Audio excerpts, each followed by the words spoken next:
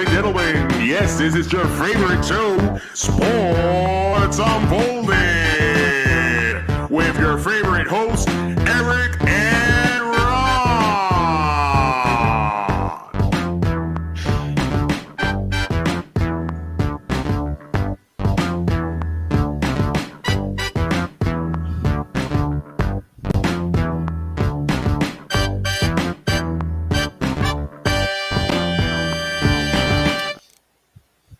Hey, welcome to Sports Unfolded, episode 30 of season 2, Clause in Effect. I am your host, Eric. Main man right over there. Ron, how are you? How are you doing?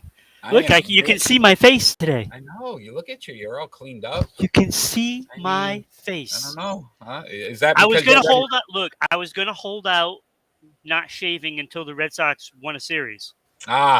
But then it got so long, I'm like, you might as well just give up on that. Give up on that. So we are covering all of your top sports topics of the week. We are unfolding so much this week. We are going to get right into it, our leadoff story, and that's Kyla Murray. Kyla Murray and his contract mess there in Arizona. We're going to discuss which side we think made a bigger mistake in the contract details, but we're going to listen to a quick snippet of his press conference that he just had the other day and just kind of hear what Kyla had to say. It's almost, to think that I can accomplish everything that I've accomplished in my career and not be a student of the game and not have that passion and not take this serious is almost, it's disrespectful, and it's almost a joke, it's, to me, it's I'm flattered, I'm honestly flattered that y'all think that at my size I can go out there and not prepare for the game and not not take it serious. It's disrespectful, I feel like, to my peers, to all the great athletes and great players that are in this league. This game's too hard. To play the position that I play in this league, it's too hard. And I don't do this often. I don't talk about myself, but today I feel like I have to. And so I'm going to list the accolades, to go. So we're not going to get into his accolades and basically where he... Accolades? What has he won? Decided to... What has he won? I was a little bit surprised with the fact that he felt the necessity to mention his 43-0 high school record. Woo! That matters. The fact that he won a Heisman in college. Okay, nobody's ever done that before. So I just feel like we need to discuss who made a bigger mistake with this contract details. Is it the Arizona Cardinals or was it Kyla Murray signing the deal to begin with? Kyla Murray signing the deal. It's absolutely. Look, Arizona's not going to put that in there unless they feel it's necessary. Exactly. There had to be a reason. There had to be a reason for that to be in there. And I don't care what anybody says, it was there for a reason. And people need to stop making excuses for these players that just feel self-entitled. This guy he doesn't even deserve $230 million, to be honest with you. He's not the top 2 quarterbacks in the league. And it's sad that the 2 top quarterbacks paid aren't the top 2 quarterbacks, and it just makes me sick to my stomach what I'm seeing and what I'm hearing. And then when you get their coach stepping in there to give explanations, and it's like, oh, he prepares in his own way and all this. No, come on, stop making excuses. So I've learned by my Madden experiences that playing Madden for 8 hours a day would not allow me to quarterback in the NFL. No. And I feel like that's where Kyla Murray was at because the clause literally said away from TV, video games, etc. Yeah. I also feel like the Arizona Cardinals are trying to protect themselves and saying, look, if this doesn't work, it's not because we didn't want to keep the player. It's because the player was incapable of learning and continuing to grow because of his work ethic. Chakra, thanks for joining. But I will say this, Ron, this makes Kyla Murray look horrible. It does. It does. So I don't understand, to your point, why would you sign this contract knowing that this would get released? And now the first time you struggle, if they go, on a stretch where they lose 2 of 3 games or something happens where, you know what, he has a really poor performance, that people aren't going to say, well, maybe it's because he didn't study film well enough, or maybe he didn't take the time to watch film and prepare for this team or this week's game. There's no coming out of this and him looking well. In Arizona, to their point, almost gets out of this thing saying, look, well, that's why we had the clause in the contract. They've since removed it, but it's out there now. It's you know what I mean? It's on the it's on the web. You'll be able to read this. Everybody knows about it. Everyone. And it hasn't been in a contract ever. Yeah, like I don't even understand. This speaks volumes. Like, I'm sorry. Like, I don't give him $230 million. If that is going to, lose him as a quarterback for your team, then so be it. But he hasn't earned the $230 million. It's ridiculous. Yeah, the fact he wanted to hold out, or he's talking about holding out, and look at what Lamar Jackson's doing with Baltimore. I mean, similar situation, but the fact he won an MVP, he's been to the playoffs several times now. Like, you look at his situation, and it's almost like he should be the one holding out right now, and Kyla Murray should be trying to play to get that contract. I think Arizona did this to protect themselves because they don't feel like he should have gotten this contract. Right. But again, if he balls out and they do well and they make the playoffs and things go well and they didn't sign him, I'm just saying, and they didn't sign him, then what do the fans say? Well, you had an opportunity, you didn't sign him, right? You let him walk. So either way, they come out of this looking better than Kyla Murray will. Yeah, and look, it's not going to be an easy schedule. Their schedule is tough, and I was looking at the schedule, and they could easily go 8-9. I think they'll do better than that, but they have some tough teams, and they could go 0-3 to start. I think the benefit for them, though, look, San Francisco, we really don't know what they're going to be. And make sure you tune in, I believe, September 6th, NFL preview show. We will break down all the teams. But, again, if you're looking at that division, Seattle, train wreck, we'll talk about them shortly. San Francisco, unsure with the Trey Lance situation, what kind of quarterback he's going to be. So they're sitting pretty in the fact that the only real competition probably is going to be the Rams. Yeah. That benefits them because there's probably in that division. Yeah, in that division, but that's probably 4 wins there. So again, depending on, Three. All right. So they split one.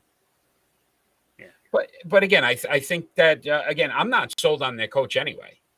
Cliff Kingsbury, I'm not sold that he's the way he was beating around the bush today. It was ridiculous. Yeah, I don't know. I just think some of these coaches as well.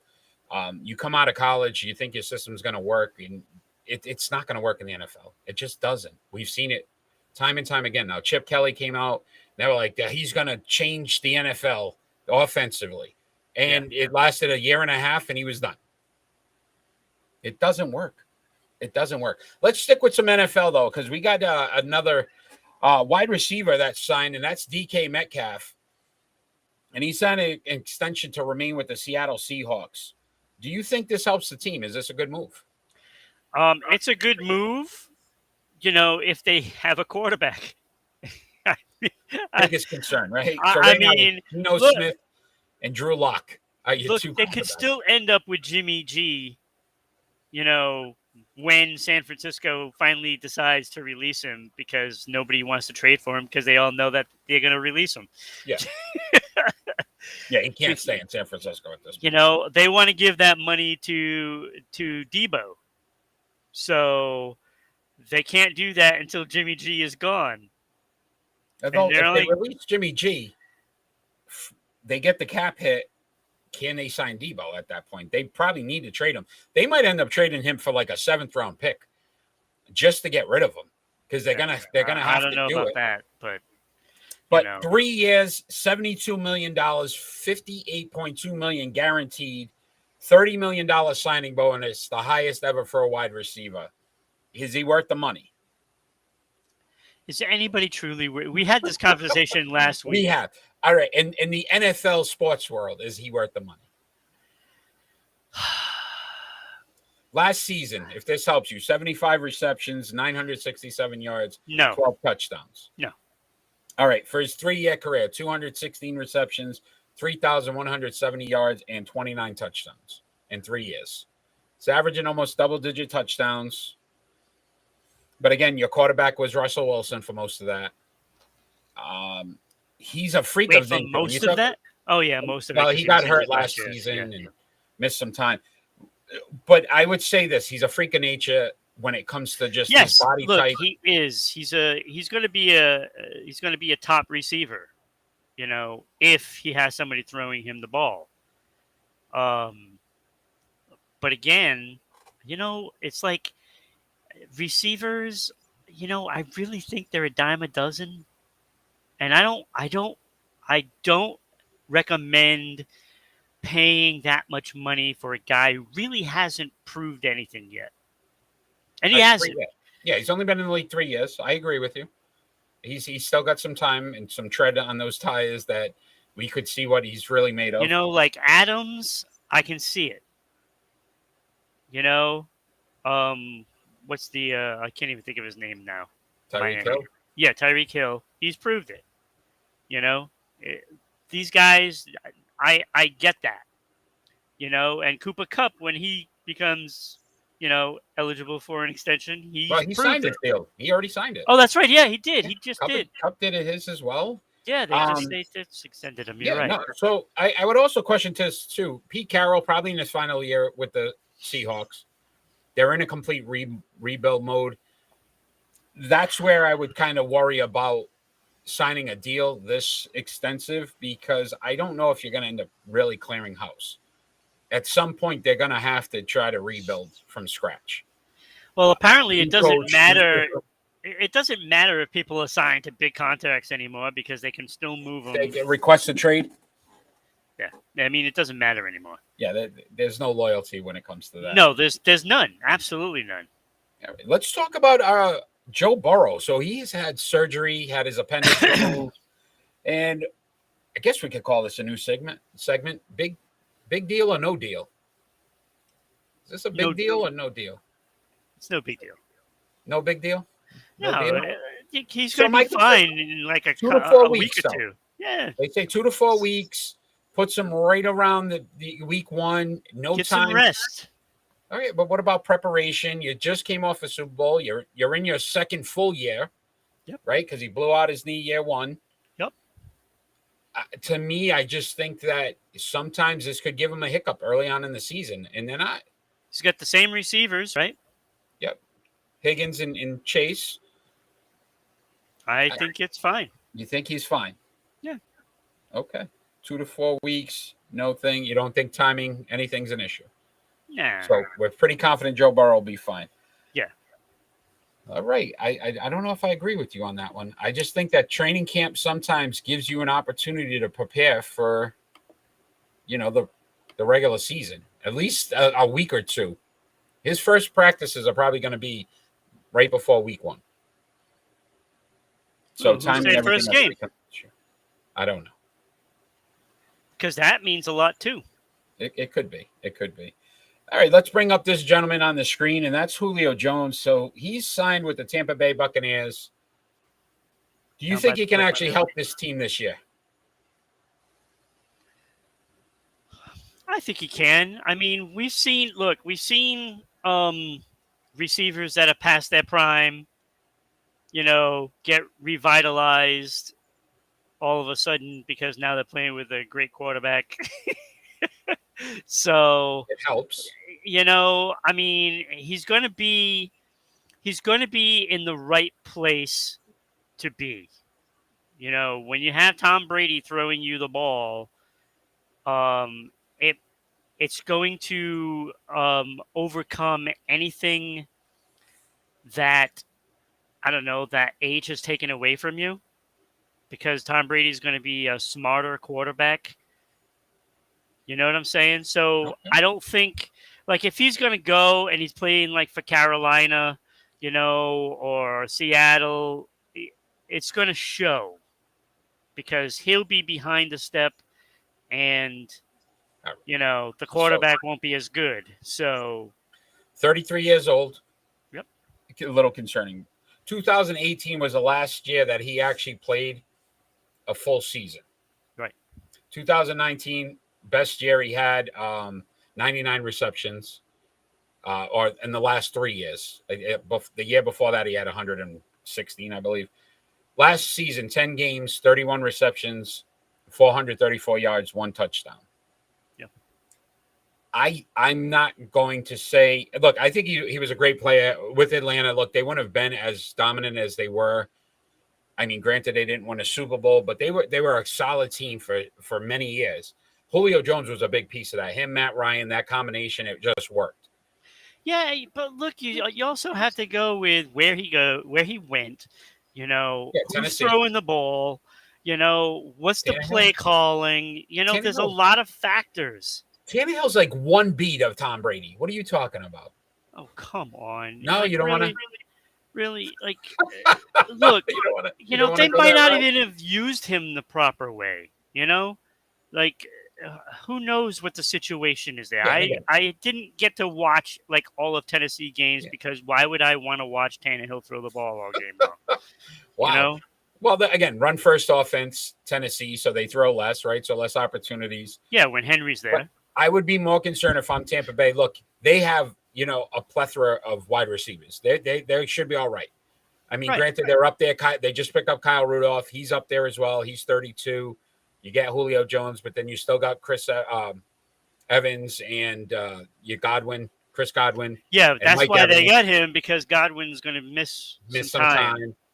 And then they just picked up the kid Gage as well. Yeah, he's a very good wide receiver. This team is going to be fine. But the problem, Ron, the offensive line is going to be a concern. Well, yeah, that's they a just different lost story. Jensen. Yeah, that's a different story. So Tom might not have time to throw. No, he might not. And that could be concerning. They trade away the best offensive guard. Granted, they made the trade with the Patriots to get Shaq Mason. But now you lose Jensen, your starting center. That interior, it's going to have 3 different starting offensive linemen. Yeah, that's where I'd be concerned. I wouldn't be concerned with Jones. I'd be concerned with that line because, if Tom Brady has time to throw the ball, he's going to pick people apart. And I mean, the fact you got Don Julio going on in your cup right now, so that kind of works as well. So a little Julio Jones, a little Don Julio.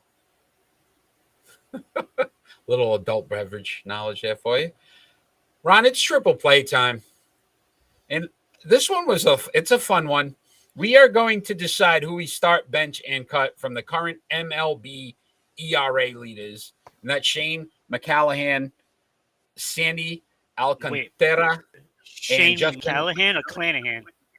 Mcclanahan. What did I say? Mcclanahan? Mcclanahan. Yeah. Mcclanahan, Alcantara, and Justin Verlander.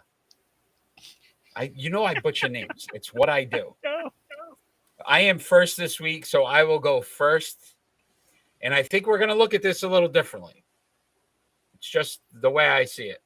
But I will start Shane Mcclanahan.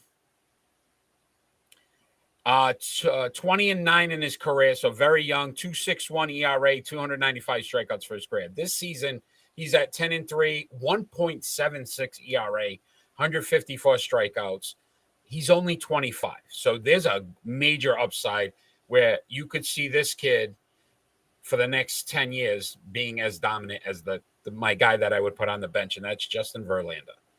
So I went benching Justin Verlander because I'd want the experience. So if my number one is struggling, I got a guy with experience who's been there and done it several times, and that would be Justin Verlander, who's 239 and 132 in his career, 3.27 ERA, 3,130 strikeouts. That's pretty impressive.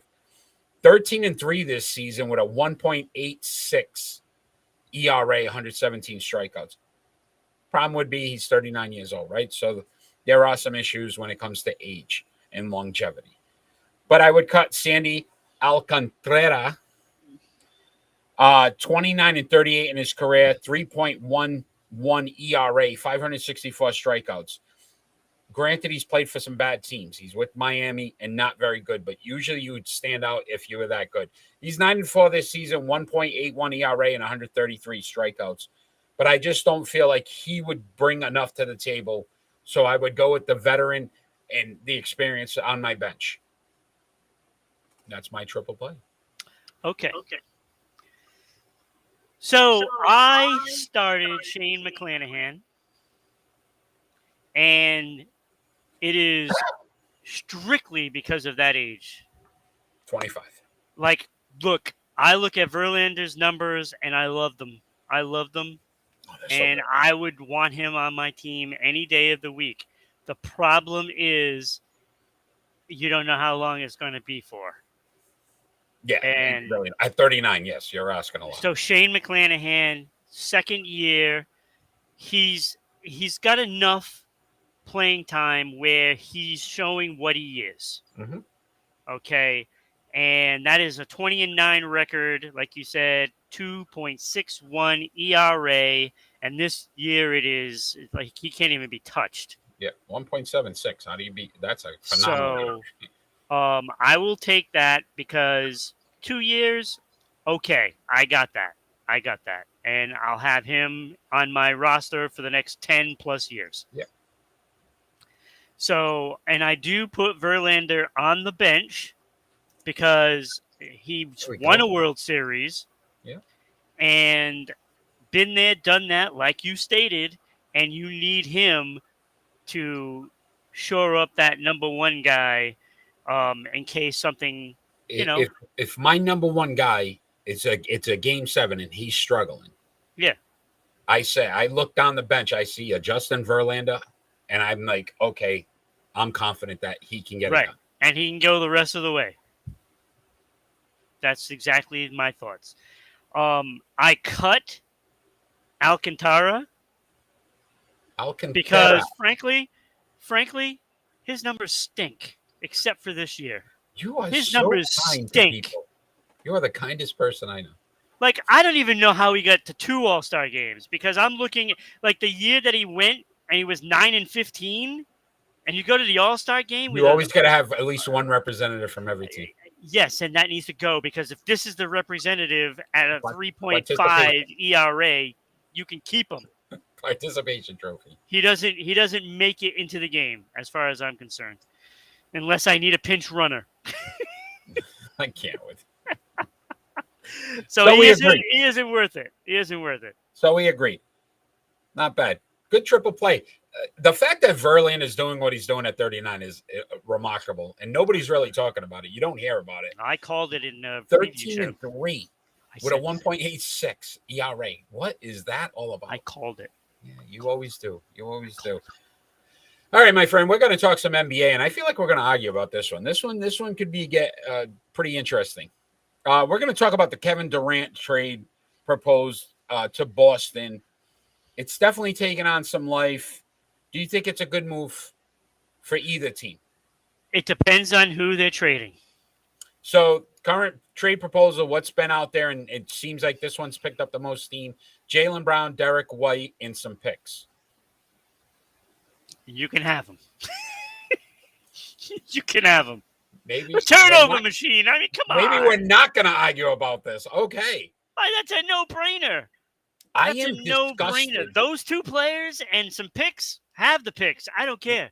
Ron, I am disgusted with the fact that I've seen over the last week some Boston Celtic fans going out there and saying, how can you break up this team? How can you get rid of Jaylen Brown? And I start to look at it and I go, I don't understand what these people are looking at. Because, first of all, Kevin Durant, top 5 NBA player, maybe in the world, period. You want to pair him with Jason Tatum, who we can consider maybe a top 10 in the NBA. So that gives you 2 of the top 10 players when you got Jaylen Brown, who's a mid-level guy. I would say he's in the top 50. Let's just say that. And there's a debate. there's a legit debate right now that you could get Kevin Durant for, let's say, the next 2 to 3 years and honestly have a great opportunity where you still keep Smart, you still keep Williams. Yeah, so that's those what two I'd guys, like. right? Massive. You keep that defensive presence. So if you want to say Jaylen Brown might be a notch better defensively than Kevin Durant, you're still keeping your two best defensive players. You just picked up Brogdon. You just picked up Gallinari. You short up your bench. Now you're telling me I'm getting a guy who averages almost 30 points a game last season, 29.9 points per game last season, Kevin Durant, versus 23.6 for Jaylen Brown. And I'm upset about this. As a Boston Celtic fan, absolutely not. It's an upgrade. Averaged of almost a rebound more, 7.4 to 6.1. Averaged a rebound better. Kevin Durant, 6.4 assists last season versus Jaylen Brown's 3.5. Hell, they can have the next 3-4 years of draft picks. I don't care. Kevin Durant shot 51.8% last season. Jaylen Brown, 47.3. 38.3 from behind the three-point line. Jaylen Brown, 35. Free throws, 91%, Kevin Durant. 75 for Jaylen Brown. Now we're going to say, well, that's during the regular season. He was terrible in the playoffs. Yes, he did struggle in the playoffs this season. But I think he was trying to do too much. Kyrie wasn't really in it mentally, which is kind of surprising. No, I'm talking about Brown. Oh, Brown stunk in the free throw. Please, both of them. But then look at this. People were going to say, well, Kevin Durant missed X amount of games, right? Blah, blah, blah. There's 82 games in the season. Jaylen Brown played in 66. Yeah, this is why I don't care. Kevin Durant played in 55. It's 10 games. You probably could stretch 10 games out of Kevin Durant if you really wanted to and get him up to 66. So I don't understand. I don't understand why Celtics fans are that naive to believe that trading Jaylen Brown is so bad. Because they have a tendency to overrate their players. They overrate them all the time. They think that they're better than they are. Look, this team did great last year. They did great. And when you break it down, they should have been right where they were. And if not for the costly turnovers and horrible free throw shooting, they would have won that championship. Yeah. As simple as that. People can't deal with change well. No. And you got to look at it this way. Just because you got there, doesn't mean you'll get there again with the same group. See, this is the problem that I would have with making a trade with them, is if it's going to cost you, Brown, White, Williams, and Smart. That I'd have a problem with because you're taking too much defense off the team. Absolutely. And you had to keep at least one of those two players, preferably Williams. I just don't see. I don't see how Boston. If this is the deal on the table, and granted, That's the deal I do it yesterday. The Nets are shooting it down, and they're trying to play the market. Yeah. At some point, Brooklyn's going to have to make a decision. If that's the deal on the table, and that deal doesn't go through because Boston says they need to keep Brown, I am going to lose it because it makes no sense to me that Jaylen Brown will not bring us a championship. I don't see it. I think he's a very good player. He's a very good player. And this isn't a knock on Jaylen Brown. But you can't tell me he'll ever get to Kevin Durant's level. Even an older Durant. No, and you're giving up White, which doesn't matter. You got Brogdon now. Yeah. Brogdon's your backup. Derek White may not even see the court that much. No. So I look, I read so much about Boston fans, and they were just like, no way, don't do it. I put a poll up. People like, absolutely not. What is wrong with you? Look at the numbers, people. Look at the numbers and tell me how it doesn't make sense. That would make sense. Not because you like the guy because he's played here for the last 5 years. We like a lot of players. I love Tom Brady. Tom Brady, he's on the wall here, people. He's no longer a Patriot. I don't like him anymore. That's just how it goes because change happens. He's on another team. I like our new quarterback, Mac Jones. That's how it goes. Things change. Jaylen Brown, great player. Thank you for all you did in Boston. Give me Kevin Durant. I'll cheer Kevin Durant all day. Look, what did he do in Boston? What did he do? Nothing. He got him to a finals and then I don't care. That's nothing. It doesn't matter. That's nothing. And then they both cause it, him and Tatum. Give me this scenario. If Jason Tatum's struggling in the finals next season, would you not want to see Kevin Durant have the ball in his hand and an opportunity to try to take over a game? Or would you rather see Jaylen Brown? You tell me that. As a Boston Celtics fan, Gallinari, you would even take over him. That's my point. Get it out of your head, people. Yes, he was a nice player for Boston. He's expendable at this point to get a Kevin Durant.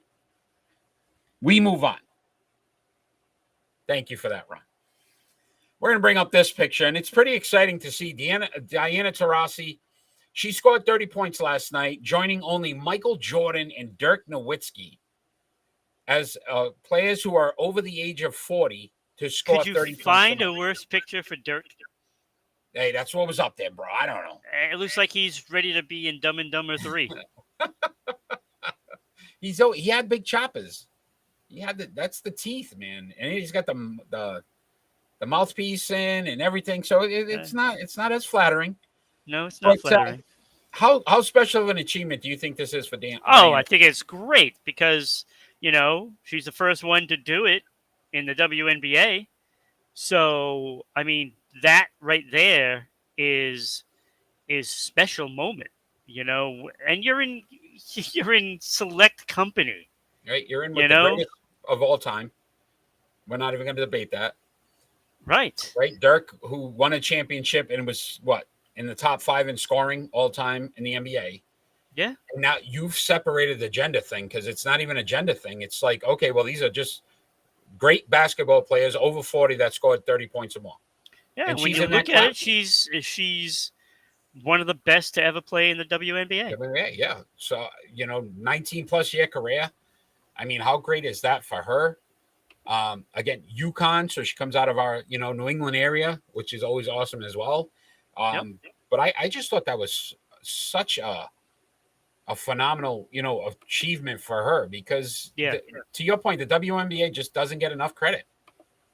Yeah, I watched a game last night, Seattle and Connecticut. Yeah, and that place was rocking. There was a lot of people there. Mohegan Sun. Yeah. Right down the road from me, about probably 20 minutes. And it was a great game. Certainly better than watching some baseball. Yeah, 88 and 83, I think, was the final there. Yeah. Which we got correct as well. Our predictions last week, 5-0. You won all of them, so how great was that? It was great. But congratulations, Diana. That was a great, great accomplishment on your part. And what a way to finish. If this is it for her in this season, great way to finish your career. You do something that's never been done in the WNBA. So yeah, you'll always have that. Let's talk until Sue Bird does it. Yeah. Here we go. Right away. So, let's talk some Major League Baseball. And we're going to talk about the gentleman we're going to bring up on the screen and his future. That's Mike Trout. So there's some question as he has a rare back condition. Do you think his career is over, or worst case scenario, should the Angels look to move on from the player? And you know how bad I am with names, but I'm going to do this. I'm going to do this. Costovertebral dysfunction is the condition he has. I guess it's some swelling around the spine is basically what happened. I know about that.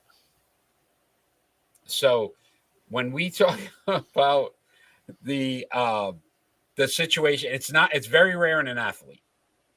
They said they've seen it, but mostly in like swimmers, things I guess the rib cage pushes against the spine, causing swelling. But they said it's treatable. So Dr. Ram Alori, a spine surgeon at USC Spine Center, said that it's Dr. House? Dr. House, I don't. It's not career threatening. And his words, it's not career threatening. It takes some rest. He said Advil will leave, and then physical therapy will be crucial. Okay. So if it's treatable, my question would be, because obviously you can't move on from the player right now. Nobody's going to touch him. But would you trade Mike Trout? Well, the Angels should do a lot of things. And we're going to talk about one of them. Sure. Look, you have to move on from Mike Trout. You have to move on. You have to. He's 282 plate appearances so far, 270 24 home runs, 51 RBIs this season. It's a good season. Decent numbers. But again, if you can't count on him to be there for half of your season, and this is, again, another year. He missed most of last season. Yeah. I think we've talked about it in the past. He's missed several seasons now, several games in the last 3 to 4 seasons. Like, he's not there enough for them to be able to compensate with just one player. And that's Shohei Ohtani. We've talked about it now, and the Angels are starting to listen to trade offers. If you had to trade one of the two, which one are you going for first? If I'm trading Ohtani, I'm trading everybody. Right? Makes sense. At that point, why keep Trout? Right. Would you trade Ohtani? He's going to be a free agent after next year. Yeah. Which they've So if you get a good enough offer, yeah, I would. But I would trade him to the National League. I don't want him coming back to haunt me. And they've talked about it. The Mets have definitely made an offer. I could see that. You could see. It's got to be a great offer because I'm not giving him away for a normal player. Because now you're giving away 2 players. You're giving away a pitcher and a hitter. You're not giving and the 2 best ones on your team. Right. Like when you talk about historic, this is historic. This is Babe Ruth, a modern day Babe Ruth that not only can hit, but pitches better than what Babe Ruth did. Last night, 11 strikeouts last night? Oh, he's ridiculous. So he's doubled it. I think 6 straight games with at least 10 plus strikeouts. Yeah, it's insane. Like he's dominating on the mound and putting up all-star numbers at the plate. I mean, what more could you possibly want? So do you think Anaheim could use this Trout injury? I mean, granted, the contract's outrageous, but almost try to say, look, if we're giving you Ohtani, you got to take that contract in this player as well and try to package a deal where you're getting Trout and Ohtani. I mean, that would be like Christmas to like somebody like the Mets. Right? But to me, if you're going to clean house. Yes. And try to do it. And if you're gonna want to win a World Series, like the Mets want to win the World Series, you do this. You're a Boston Red Sox fan, Ron. You made that known. Good for good or bad, you made that known. Would you trade for Mike Trout? If Boston could pull off a deal and get Mike Trout at this point today, would you trade for Mike Trout? I would, but it would have to be. It wouldn't be It wouldn't be very big. Well, it could be because you might want to send, an expiring contract back the other way. But so you give up a Devers, you give up a Xander Bogaerts. No, I don't give up Devers. Okay, you give up Bogaerts for Mike Trout, who may not play. I wouldn't. Right? That's what I'm saying. Like to me, right now, he's on. The only way you could move Mike Trout right now would be with Ohtani. I would, however, trade JD Martinez for Trout. Which makes sense because you're talking about an age factor. But again, now you're talking injuries. At least JD's playing and he's hitting for you. Yeah, but he's had a lot of back spasms too. So they're both in the same boat, kind of, JD hasn't played a full season this year. And you said this before the show, and it's true, right? We talk about great athletes that never won one. We're heading down that road with Mike Trout. Oh, yeah, we are. Right? 10-time All-Star, 8-time Silver Slugger. He's won the MVP 3 times. Yeah. He's never even made it, I don't think, out of the first round of the playoffs. No. Right? Never been to the series. We know that for a fact. And this injury may derail that chance of ever happening again. So, again, we have to put him up there with some of those great players that may never win a championship. Like I said, he can hang out with Dan Marino, Joe Thornton, Patrick Ewing, Charles Barkley, Barkley, all these Karl Malone. Just never got it, never was able to get there and get it done. All right, we're going to continue on this Major League Baseball and talk about Williams, the New York Yankees. They traded for Andrew Benintendi, outfielder from the Kansas City Royals. Do you think this helps the team? Well, yeah. You just put Giancarlo Stanton on the DL, so IL. how could it not help the team? IL. Sorry, IL, whatever. please. The ill. So this is where this team And is Gallo struggling, stinks. and this is why it's a great move for the team. They're 15th overall in batting average in Major League Baseball. Gallo will not see the field again. Yeah, they're all or nothing. Gallo's absolutely horrible. So I sent a stat to my buddy the other day, Mickey, who does our baseball rankings, and it was Aaron Judge at the time that I sent it, 38 home runs. Joey Gallo, 37 hits. Aaron Judge has more home runs than Joey Gallo has hits for the season.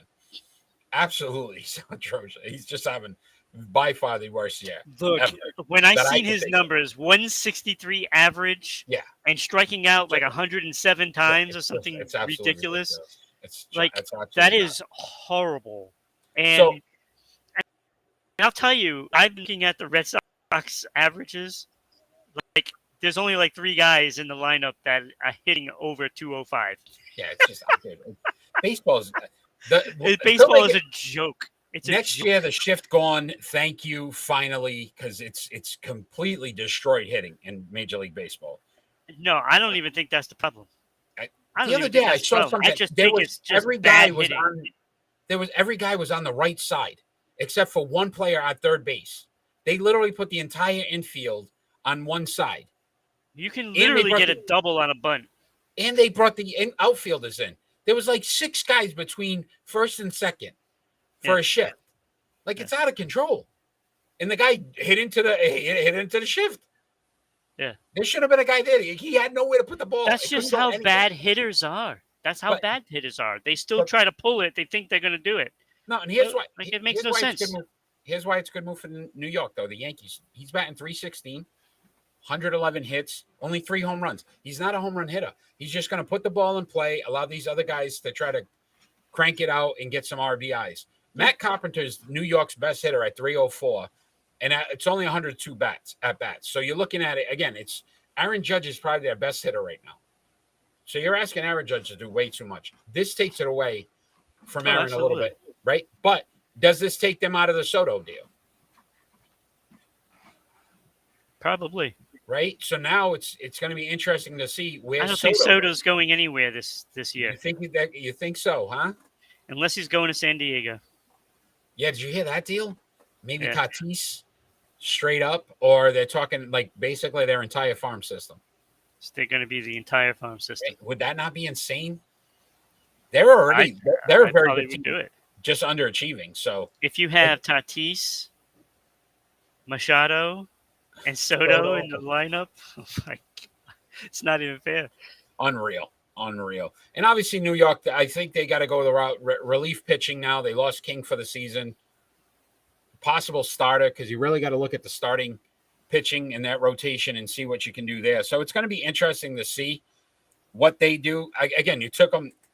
I think that takes them out of the Soto mix with Benintendi. Yeah, they got to go. They got to go arms because that's what they need desperately. Yeah, and I like that. I like the pickup. I really do. Even though he went 0 for 4 with like 3 strikeouts in his first game with New York, but it was against Kansas City. Did you hear that story? Oh my God, they had to have a walk-off against Kansas City. But they traded him. He flew to New York and then flew back to Kansas City to play in Kansas City. Oh, that's pretty funny. Right? It was a weird scenario with the way it went down. All right, my friend, it's face-off time. Face-off. And we are going to debate these 2 great top NHL players that are currently in the league, and that's Alex Ovechkin and Sidney Crosby. And we're going to decide who we'd rather have. And I am first this week. So I will go first, and I will make this easy for you because I know how you feel about this player. But I'm taking Sidney Crosby. And I am taking Sidney Crosby based on the fact that, yes, he's got less goals, but 892 assists. He gets players involved. They are 1 point difference, 1410 to 1409. But Crosby, a plus 202. So 202. So when he's on the ice, it's a positive. versus an 83 for Ovechkin.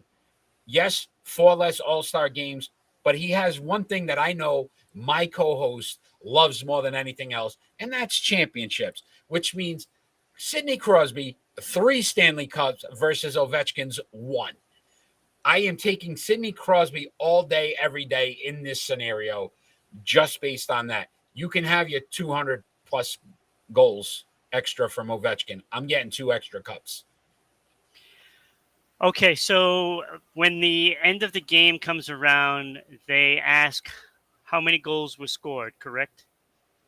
That is how you win the game, yes. Exactly. That is how you win the game. All right, You Herm said it out of your mouth. Yes. That is how you win the game. Goals. So scoring goals is how you win the game. And I'm Yeah. going to take the guy that has a billion more goals over Sidney Crosby, any day of the week. Look, I want the goals, and that's what Ovechkin does. Crosby And I know has 260 more assists, 270 less goals. So guess what? Instead of passing and getting everybody involved, he could have easily taken those shots and been exactly where he is. He's a team player. And guess what? He must have scored some goals to win 3 Stanley Cups. 3 Stanley Cups. You're not giving the man the respect he deserves. Look, you can't blame Ovechkin for the goaltending in Washington. Now we're gonna go. So all the excuses. When you have one player versus one player, and you're gonna take that guy to start your team, I'm taking Ovechkin because I want those goals. I want this argument about bad teams and players that should have won it, but they were on bad teams. So just because Ovechkin was on bad teams, right? Doesn't mean you talk championships. Championships matter. Yes, I do. So I do. Crosby's got 2 more championships. Okay. I want a guy that's going to finish it off at the end and get me my cup. When was the last time he finished anything off? Ovechkin. Okay, so Ovechkin won it more recently. Okay. That's your argument. What you do for me now is what you do for me now. And Sidney Crosby hasn't done anything for Pittsburgh in many years. An interesting concept, my friend. Many years. You have literally, I need every fan that watches this show to go back and see how bad he contradicted himself in this argument. Because clearly there's been guys on pick and roll that should not have gone ahead of other guys, but you went championships matter, and it's got to be about the championships. And that's what I grade the highest on, except with Sidney Crosby. You are horrible. You are a horrible individual. How is that horrible? How is that horrible? You have no legitimacy to what you're saying about Ovechkin. Because I wanted to pick Crosby. Because you wouldn't take Crosby. I should have. Of course I would. I was literally thinking about forcing you to take Crosby just because I wanted to hear you say something nice about him. He's still a baby, and he's still a whiner, but it doesn't take away the fact that he's still a good player, and good player, I mean. Good player. Good player. 1,400 points. Yeah, he's good. He's all right. He's not in the top 10 in the league. I was looking at these numbers. Again. Go ahead. Let's hear and how everybody thinks that he's like top 5 players of all time, and I think they even put him at number 3, most of them. When you have your guy, Sidney Crosby, has only led the league in points twice. Okay. So he can't be top 5 when you have several other players that have led the league in points more than that.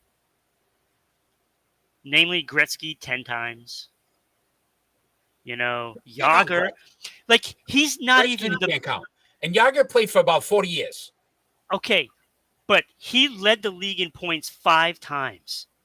So not only is Crosby not the best Pittsburgh Penguin, he's not even the second best Pittsburgh Penguin of all time. So which we were discussing on pick and roll. That right there takes him out of the conversation for top 5. You're off your rocker. I am not off my rocker. Give the man his respect. He has respect. He's got 3 Do you cups. realize we're going to do the face-off? We just did it.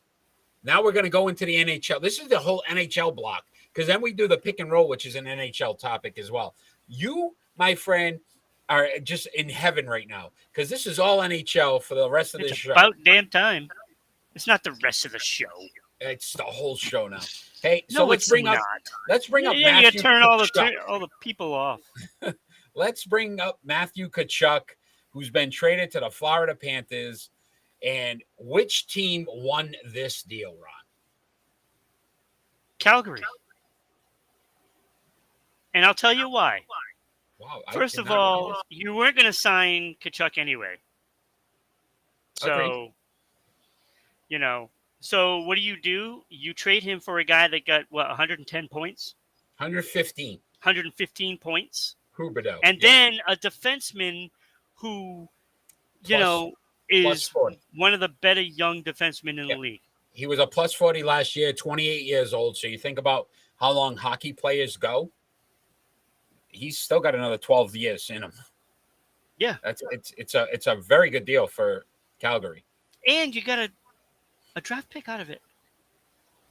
The kid, 21-year-old, Cole Schwint, and they got a draft pick. And they got a kid 21 years old, right winger. Yeah. That you can groom. That's right.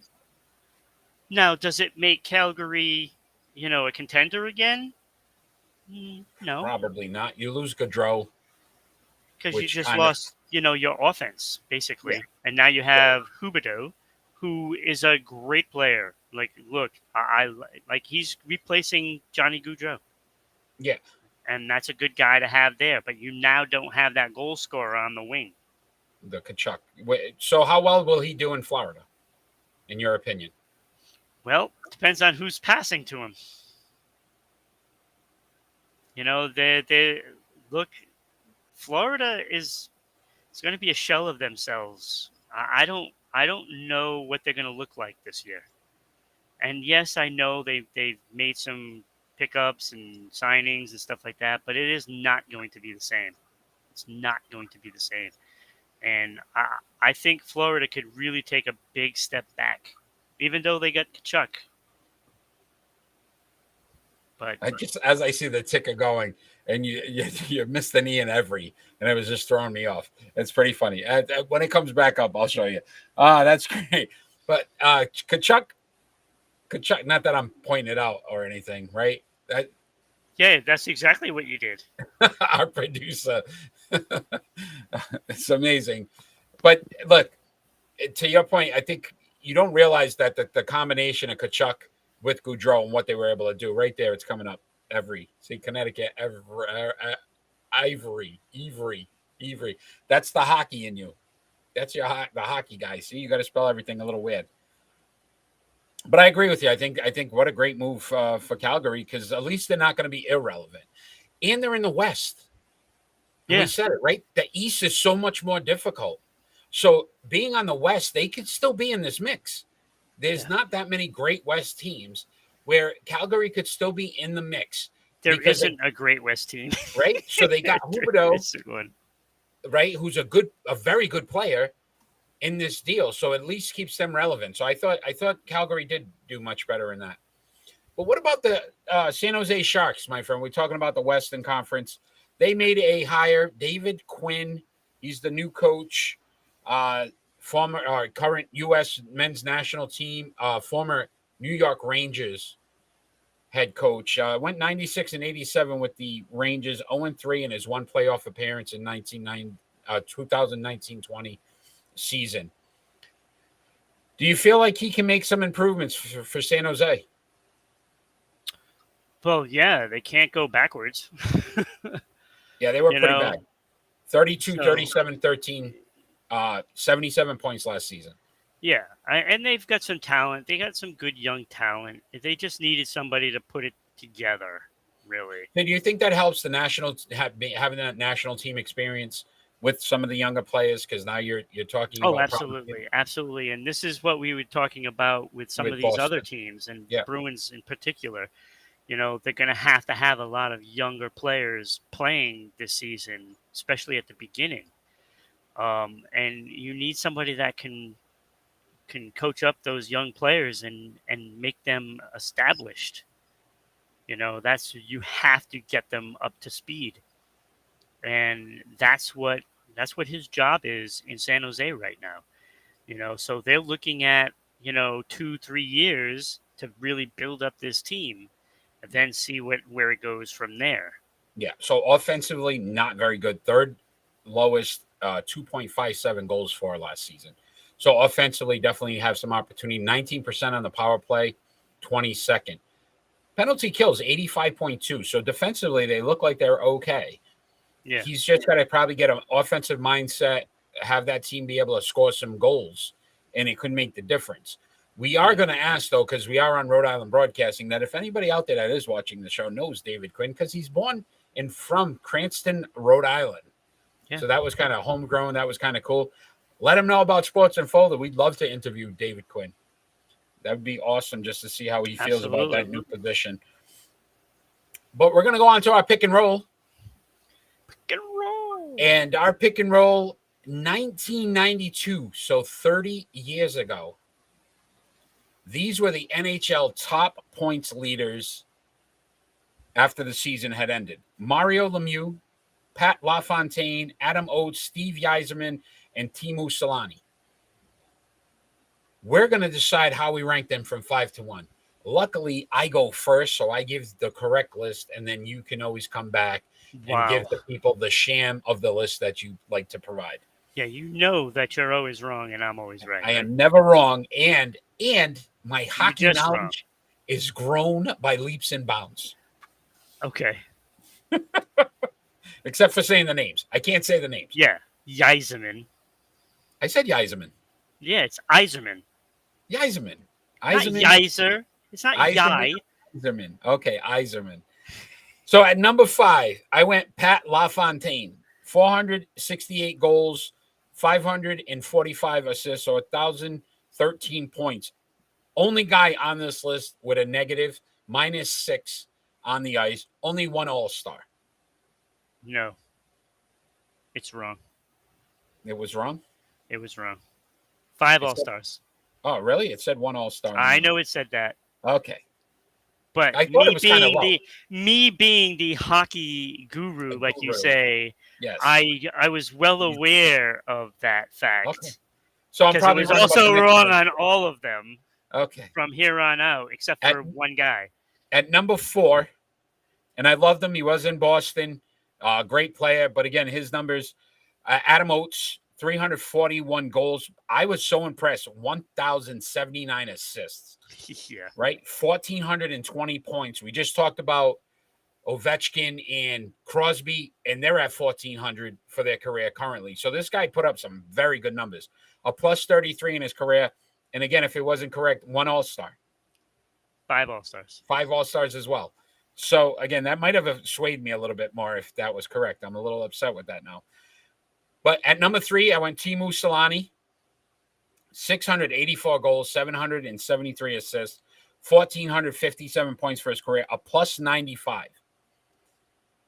4-time All-Star. Was that correct? 1-time Richards, and he won 1 cup.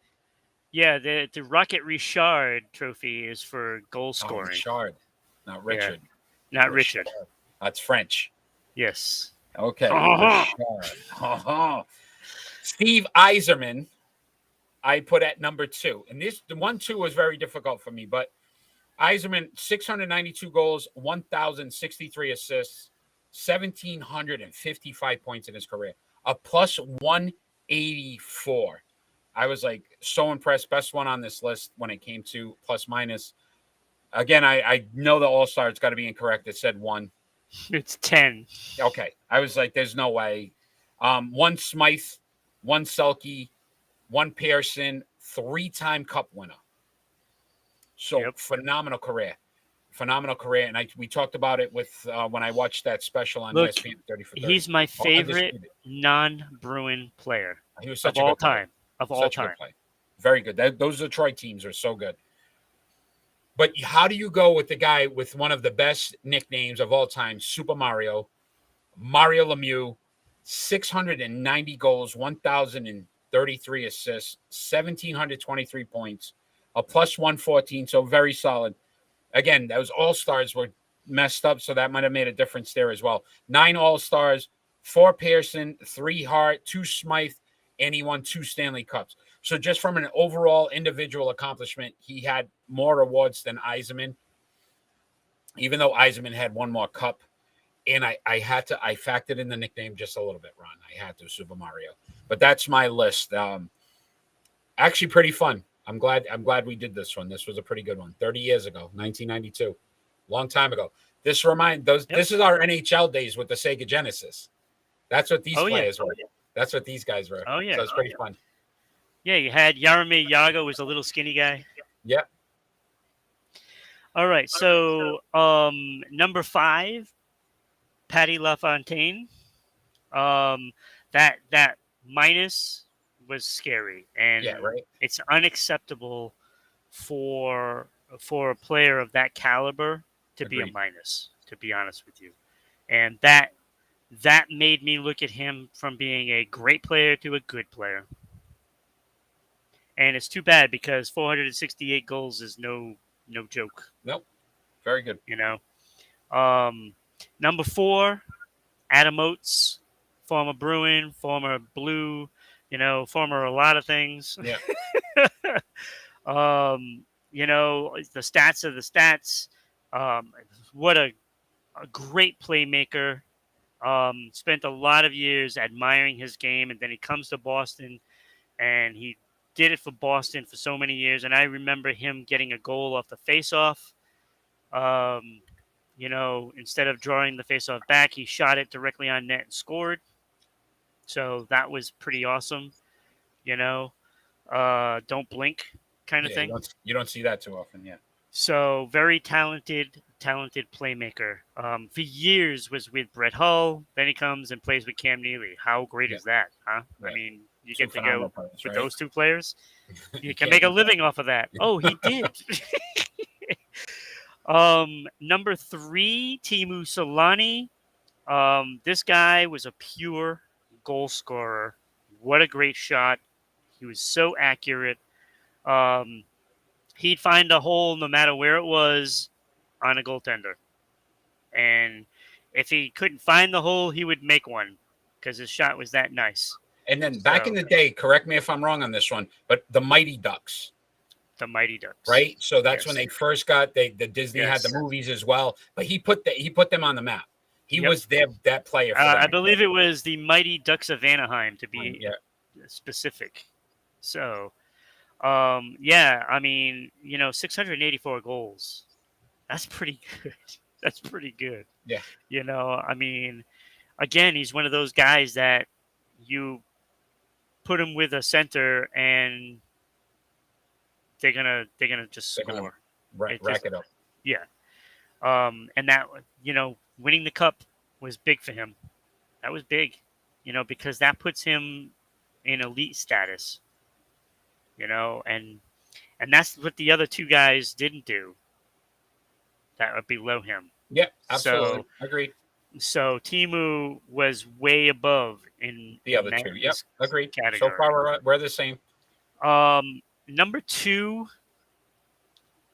when you can win a defensive forward trophy and still rack up the numbers that he does, there aren't too many players that can do that. And for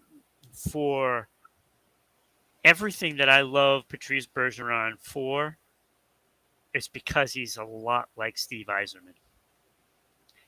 And Steve Yzerman, if he played for Boston, he would have been probably my favorite player of all time. But that belongs to Terry O'Reilly. So, and Patrice Bergeron is now my guy. So, but Steve Yzerman was such a classy player, such a talented player. Like, there's the big 3. And that is Gretzky, Lemieux, and Yzerman. Those are the 3 greatest players to ever play this game. Then you throw the 4th one in, Bobby Orr, different era. But, Yeah. That's it. That's Mount Rushmore right there. I don't care what anybody says. There's nobody else that belongs on that Mount Rushmore. Like Straight these goals. three guys. Scorers, we're talking. Scorers, Skaters. yes. Skaters, Yeah. He was just phenomenal. A phenomenal player. And the only thing that stopped him from being the best player was Gretzky and Lemieux. Yeah. Like, how do you? Yeah. That's it. They overshadowed. Yeah, unfortunately. Yeah, he couldn't win a scoring title because of Gretzky and Lemieux. Yeah. And that's what held him back from that. But what he did do is win championships. Three cups. You know?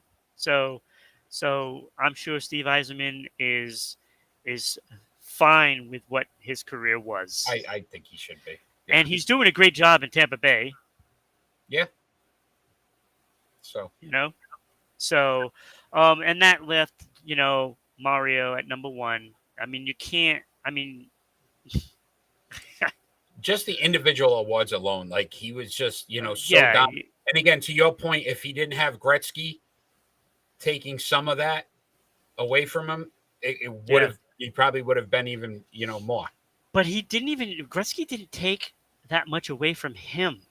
He took more away from Yzerman than because Lemieux probably would have led the league every single season if he was healthy every single season. That's the difference between Gretzky and Lemieux. Gretzky stayed healthy his whole career. Yeah. Lemieux did not, because it was already kind of shifting in a different direction for the NHL, and he took care of himself. He didn't have the goons out there taking care of him like Marty McSorley and the rest of the cast of characters. So he was tough. He was tough. He's kind of like an Ovechkin in that case, where he could defend himself.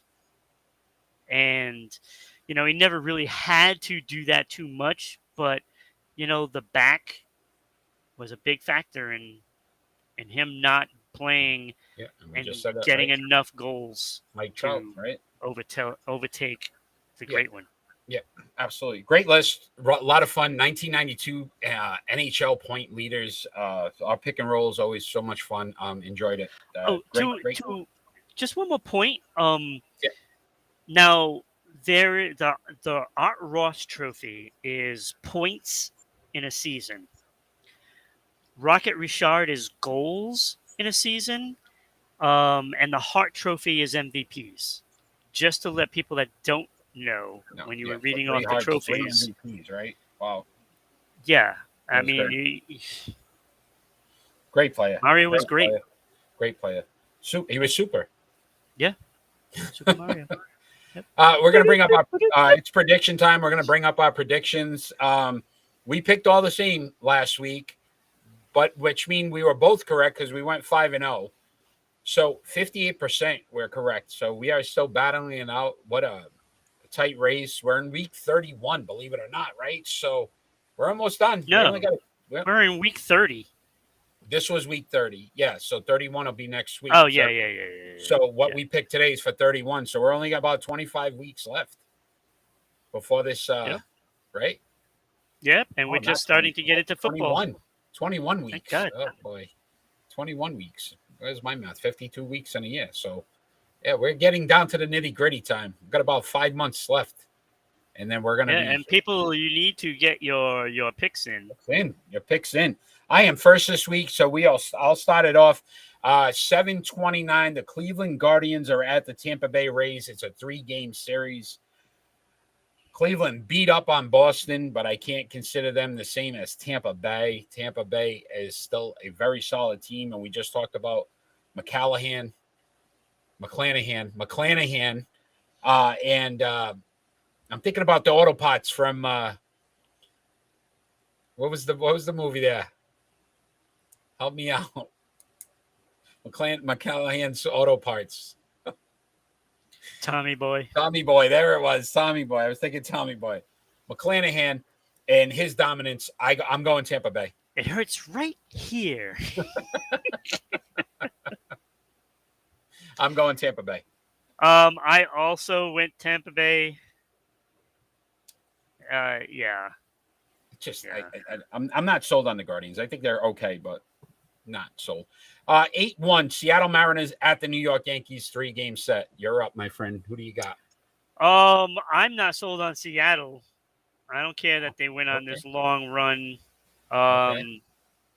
They got to come to New York. I'm going with the Yankees. They're going to right the ship. Aaron Judge started that off last night. Well, ended it last night, I should say. Ended it, winning home run. Yeah.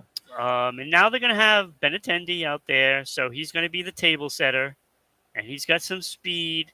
So anything that Judge hits, he's coming home. I'm just saying. We'll see. I am going the opposite here. I'm going Seattle. I just feel like they can take 2 out of 3. New York's pitching has not been what it needs to be. Bullpen's struggling as of recently. Look, they only put up 1 run against Kansas City last night. That to me is not impressive at all. You should be able to beat that team by a lot more runs than 1. 7:31. We got the Chicago Sky at the Connecticut Sun. WNBA action. I like what the Suns are doing. I really do. I think they've come together right at the right time. They've clinched a playoff berth already. I feel very confident that they're going to, at home, take care of the Chicago Sky, the defending champions. So they're coming together right now over me. Very good. I also went with the Connecticut Sun. I think they are playing very well. I watched them last night, and I like the team. I like a lot of the things that they do. Tough with the top team in the league, defending champions, and in first place, but only by like a game and a half. Yeah. So Connecticut Sun is right on their heels, and being at Connecticut, I like their chances. Agreed. 7:31. Also, another WNBA action. The Seattle Storm at the Washington Mystic. Who do you have? I'm going to go Seattle Storm. And after all the press that Taurasi got last night, I'm going to say Sue Bird is going to light it up. Try to go for 30. And she's going to go for 30. All right. I like it. I do. I agree with you on the Seattle Storm. That game against Connecticut, so close, very tight. Yep.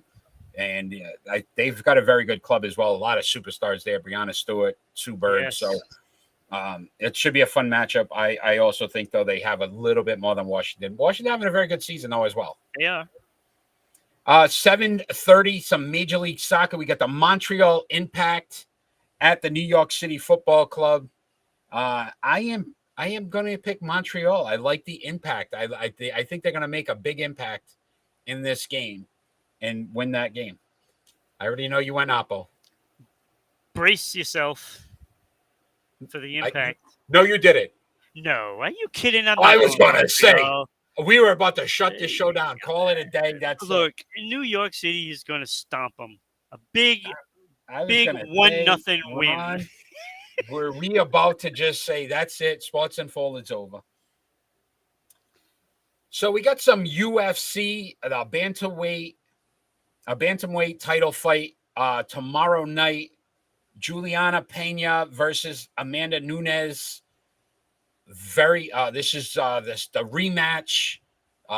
Pena won the first one. I am first, aren't I, on this one? Are you? No, Montreal. I picked Montreal. That's right. You, who do you got? I am going with Amanda Nunes. I think. Look, she's legitimately PO'd. That Agreed. she lost that, and it was her own fault. I think she's going to come back, and this is not like the Ronda Rousey thing. Yeah, I think this one is really because she took her too lightly, and she's going to correct that problem. Yeah. I struggled with this one. I really did. I was going back and forth, but I went with Nunes as well. I just feel, look, the experience, the understanding. She's been champion. You know what it feels like, and then to lose it to somebody, and now I'm gonna have to face him again. I think she's got a point to prove. And look, Pena is a very good fighter, but It should be a good one tomorrow night. Yeah.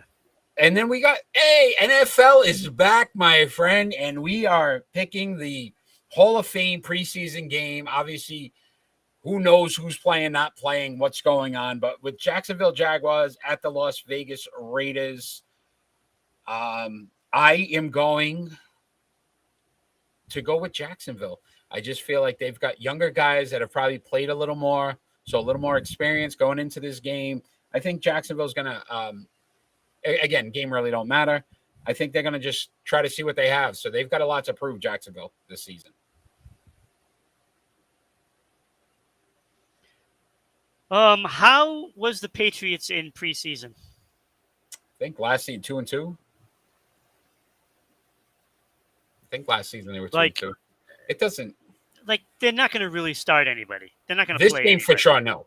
Most likely, after the Raiders, they're playing, like all their players are not playing. They're both playing the extra game, so they're instead of 4 preseason or 3 preseason, they're playing 4. This is why I'm saying, I've never known the Patriots to have really a great preseason, and so they're not playing anybody. They're gonna get all these young guys in Las Vegas, because these guys are just trying to make a roster. So none of those starters are playing. So I, in fact, am going to go with Jacksonville as well.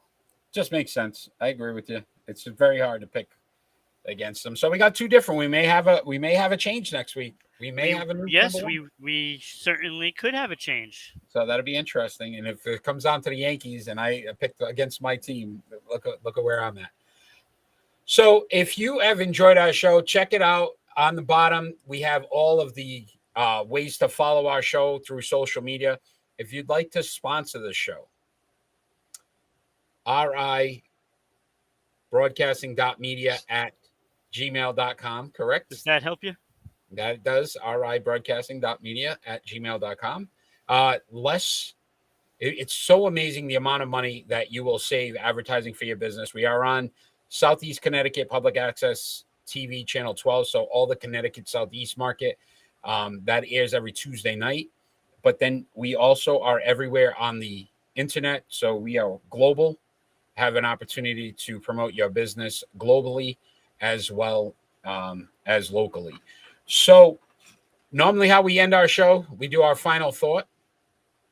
And our final thought doesn't necessarily have to be anything sports related. It can be about anything going on in the world today. Lucky for Ron, I am first today, so I get to give him some time. He is very good about his final thoughts.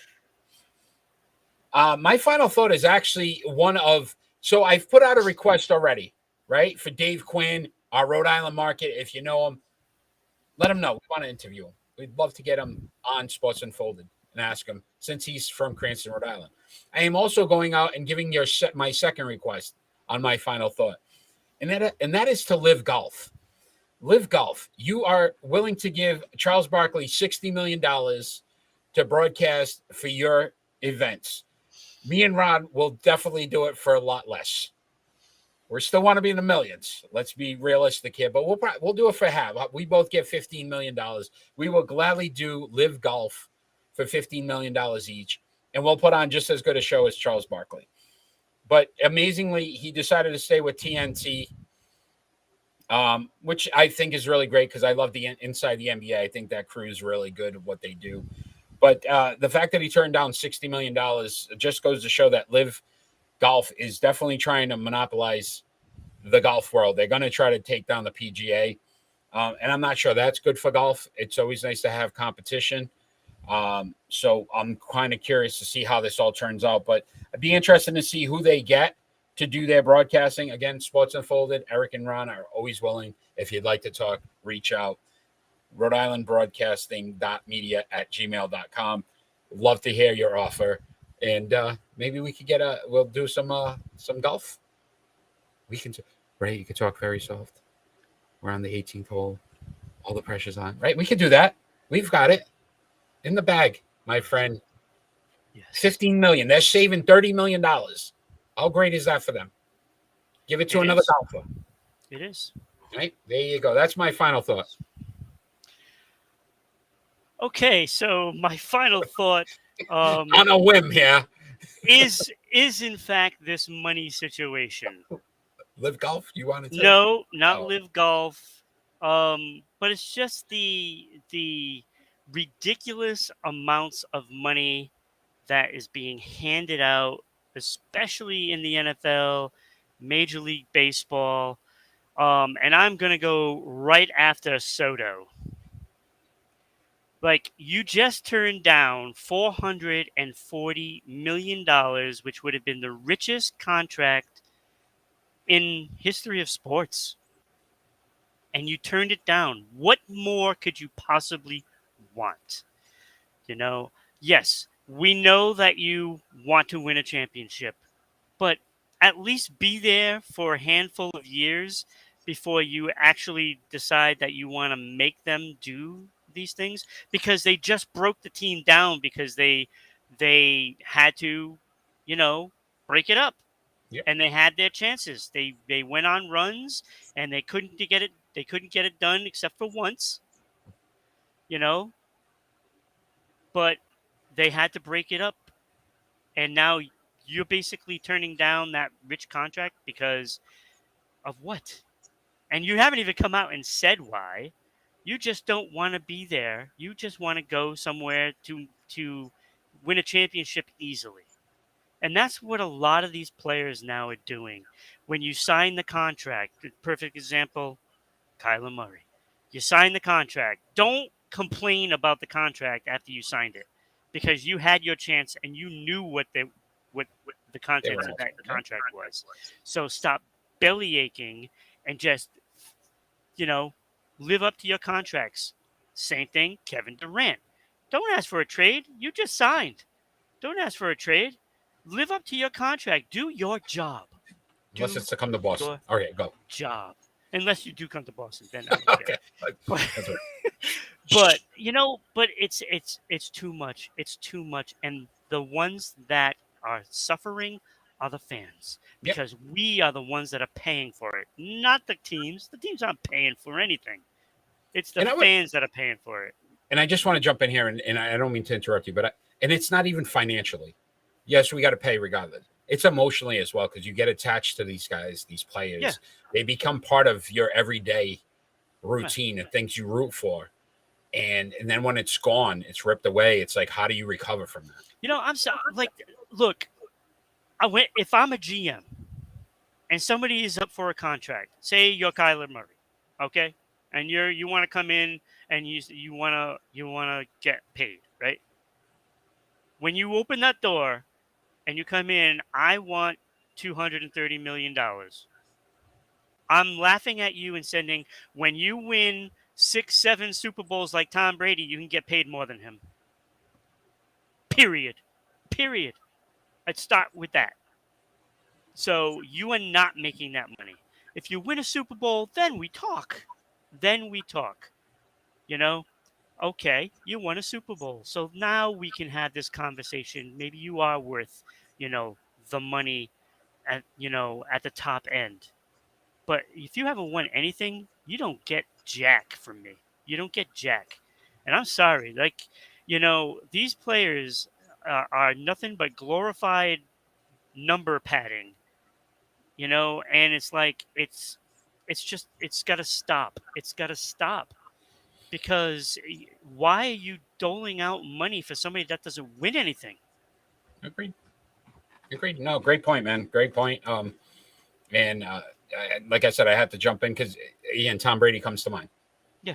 You know what I mean? And I can remember when we got Cam Newton and we sat on this show and I tried to argue about how Cam Newton's going to be okay with the New England Patriots. But I was just trying to justify the fact that I lost Tom Brady, And that's what ends up happening. Like, these Washington National fans are going to be devastated when Soto's gone. Yeah. And then you got to watch it on all these other formats and him doing well somewhere else or winning a championship. Ray Bork, right?